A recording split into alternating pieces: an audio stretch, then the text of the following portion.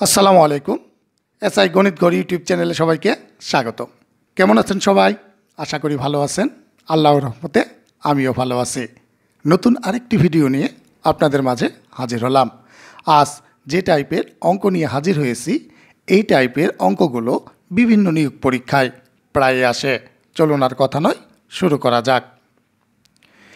একটা বানর 92 ফুট উঁচু একটি তৈলাক্ত বাঁশ বেয়ে উপরে উঠতে লাগলো। বানরটি প্রথম মিনিটে 12 ফুট উঠে, কিন্তু দ্বিতীয় মিনিটে 8 ফুট নেমে যায়। বাঁশের মাথায় উঠতে বানরটির কত মিনিট সময় লাগবে? এই টাইপের অঙ্কগুলো মাত্র 5 সেকেন্ডের মধ্যেই করা সম্ভব।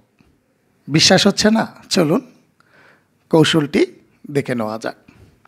এই টাইপের অঙ্কগুলো করার যে শর্টকাট কৌশল, তা এখন আমি আপনাদের দেখাবো।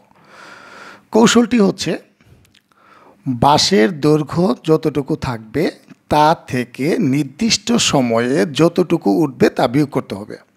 তাহলে এখানে বাঁশের দৈর্ঘ্য হচ্ছে 92।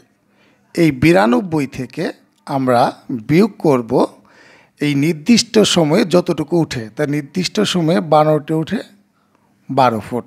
এই 12 বিয়োগ করব এবং এই বিয়োগ ফলকে আমরা ভাগ করব।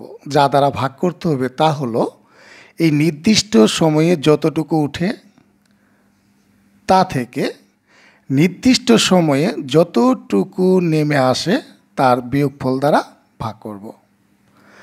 তার সাথে সদা সর্বদাই 2 গুণ করব এবং তার সাথে সর্বদাই 1 যোগ করব। তাহলেই আমাদের কাঙ্ক্ষিত ফলাফল পেয়ে যাব। আমি কৌশলটি আবার বলছি। এখানে বাঁশের দৈর্ঘ্য যা থাকবে তা থেকে নির্দিষ্ট সময়ে যতটুকু বানরটি উঠবে তা বিয়োগ করব।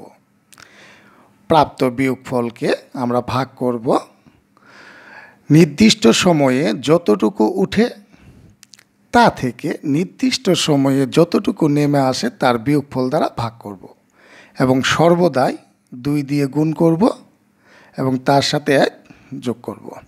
তো এখানে আমরা এই 92 থেকে 12 বিয়োগ করব। তাহলে 92 থেকে 12 বিয়োগ করলে পাওয়া যায় 80। এই 12 থেকে 8 বাদ দিলে পাওয়া যায় 4 গুণন 2 যোগ 1। এই 4 দিয়ে 80কে কাটবো 20 বার। 20 দুগুণে 40, 40 আর 1 41। তাহলে আমাদের কাঙ্ক্ষিত ফলাফল 41 মিনিট। উত্তর গ নং সঠিক।